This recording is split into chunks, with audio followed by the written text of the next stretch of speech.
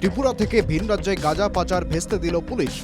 রাতের অন্ধকারে একটি গাড়িতে পাচারের উদ্দেশ্যে নিয়ে যাওয়ার সময় 141 কেজি গাঁজা আটক করল ঊনকোটি জেলার কুমারঘাট থানার পুলিশ। গ্রেপ্তার করা হয় গাড়ির আরোহী 2 যুবককে। উদ্ধার করা গাঁজা এবং গাড়িটি বাজেয়াপ্ত করেছে পুলিশ। গোপন খবরের ভিত্তিতে অভিযানে নেমে এই সাফল্য কুমারঘাট পুলিশের।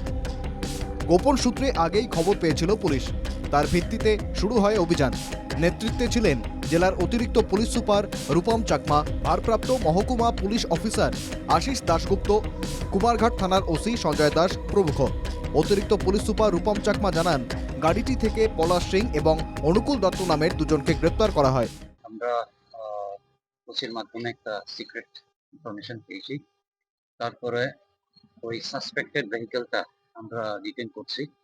ডিটেন করার পর প্রপার প্রসিডিওরস, এক্সিকিউটিভ ম্যাজিস্ট্রেট আর এনডিপিএস এর অ্যাক্টের যে প্রোটোকলস গুলি আছে ওটি ফলো করে আমরা ডিটেনিস গুলি দুইজন অ্যাকিউজ, একজন হইছে পলাশ সিং আর একজন হইছে অনুকূল দত্ত।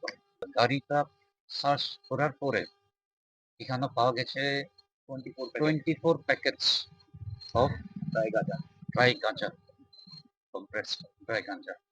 তো এটার ওয়েট করার পরে দেখা গেছে 141 KG approx. Market value is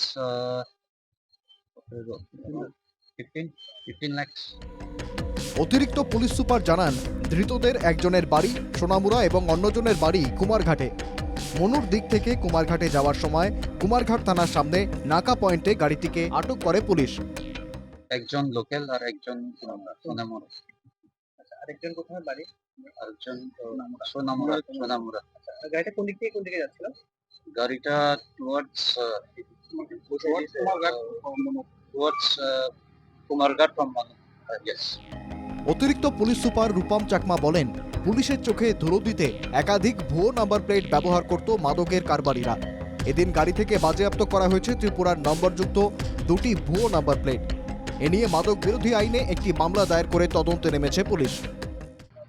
গাড়িতে দেখতে পাচ্ছি আমরা অন্য নাম্বার প্লেটও পাওয়া গেছে। হ্যাঁ, তারা এটা অ্যাকচুয়ালি টু ডিসিট, আমরা ডিসিট করার জন্য অনেকটি ফেক নাম্বারও পেয়েছি আমরা, অ্যারাউন্ড 2-3।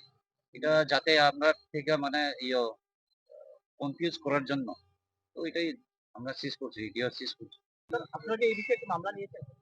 হ্যাঁ, উই উইল অবভিয়াসলি টেক নাও, যেহেতু আমরা অলরেডি প্রসেসটা ফলো করতেছি, উই উইল টেক। মন্ত্রী এবং ক্ষমতাসীন দলের নেতারা নেশামুক্ত ত্রিপুরা স্লোগান প্রায় উচ্চারণ করলেও রাজ্যের বাস্তব চিত্রটি উল্টো। রাজ্যে মাদকের কারবার মোটেই বন্ধ হয়নি। বাস্তবে মাদকের আতুরঘর হয়ে উঠেছে ত্রিপুরা। তারই জেরে ভয়াবহ সামাজিক অবক্ষয় মাথাচাড়া দিয়েছে। এই দুষ্কৃতীদের লাগাম পরাবে কে? এটাই লক্ষ টাকার প্রশ্ন হয়ে উঠেছে। কুমারঘাট থেকে জনি ভট্টাচার্যের রিপোর্ট, NK টিভি বাংলা।